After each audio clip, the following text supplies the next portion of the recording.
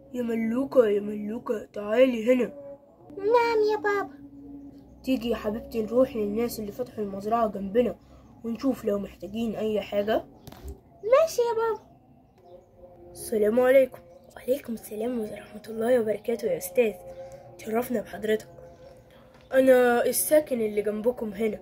اف يا بابا أنا هموت من الريحة. اغمى عليا اغمى عليا. قومي يا ملوكة، معلش يا جماعة ملوكة بتحب تهزر. قومي يا ملوكة. ما عندكوش معطر يعني ترش ولا ايه؟ يا حبيبتي دي مزرعة، كنا جايين نقول لكم لو في أي حاجة ضايقتكم احنا في البيت اللي جنبكم على طول. السلام عليكم. وعليكم السلام. مش ناوي تشتري بقرة كده يا أستاذ؟ لا بقى على العيد الكبير. ماشي يا أستاذ، السلام عليكم. الناس شكلهم محترمين قوي يا بابا. يا ملوكة يلا بقى نخش احنا. قال ايه الناس شكلهم محترمين قوي؟ ايه احنا هندمر لهم المزرعة دي؟ تفتكروا يا اصحاب انا معايا مين؟ اللي هيكتب الاول في الكومنتات هو اللي هياخد الجايزة المرة الجاية. يلا بسرعة اكتبوا، يلا بقى قبل ما اظهروا. معايا صديقي الصدوق في الشر شريدر. يلا بينا يا شريدر نهجم على المزرعة. تمام. دو دو دو دو دو دو دو دو. حرام عليكم يا أستاذ، ليه بس كده؟ اخرس خالص اخرس. يلا يا قرصان اضرب. دو دو دو دو دو دو دو. انا سمعت صوت ضرب اما بص من البلكونه. يا خبر، ده القرصان وشريدر. يا اما خش اقول للبابا بسرعه ونروح نتصل بسلاحف النينجا. خلاص يا حبيبتي سلاحف النينجا على وصول. في ايه يا ابو ملك؟ انتوا مش شايفين ولا ايه؟ بصوا وراكوا.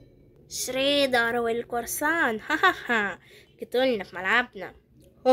يلا بينا يلا بينا. ملحق انا اهرب بسرعه. يا شريدر اهرب. ايه ده يا خبر؟ انا كده رحت في داهيه. تهرب مين يا حيلتها؟ تعالى لنا هنا. تمام قوي كده بقى انتوا يا كلبين تهجموا على الناس الطيبين دولت. ماشي انا هوريكم. يلا ربطوهم لي، خدوهم على عندنا في المخزن. لو النبي يا معلم يا قرصان انا مقرب المخزن ده والنبي ترجاهم. اخرس يلا. كل الخرفان والمعيز باظوا وماتوا كمان. ما تقلقوش، انا اعرف دكتور كويس جدا يقدر يخليهم كلهم يعيشوا تاني. نشكركم جدا يا استاذ، والله مش عارفين من غيركم كنا هنعمل ايه. لا شكر ولا حاجة يا استاذ، احنا تحت امركم. فاكرين لما جيت لكم من شوية وقلت لكم لو حسيتوا باي خطر قولولي؟ انا بقى كنت عامل حساب اللحظة دي، بس انا مش عارف انتوا هتعملوا ايه في كل البقر والخرفان وكل الحاجات الجميلة اللي ماتت دي. يا استاذ انا اعرف واحد بتاع خرفان كويس جدا، والحاجات ديت دكتور بيطري يعني هيعالجهم كلهم. تمام يعوض عليكم ربنا.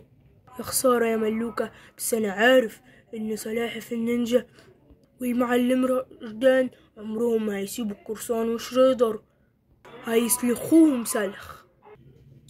ادي اخرة الكلاب. وايه اللي هيحصل فينا هنا يا شريدر؟ لا يحصل، ده احنا نقعد هنا شهر ولا غير ولا اكل ولا شرب. لو عايزين نعفو عنهم اكتبولي في التعليقات، ولو عايزينهم يتعذبوا برضو اكتبولي في التعليقات.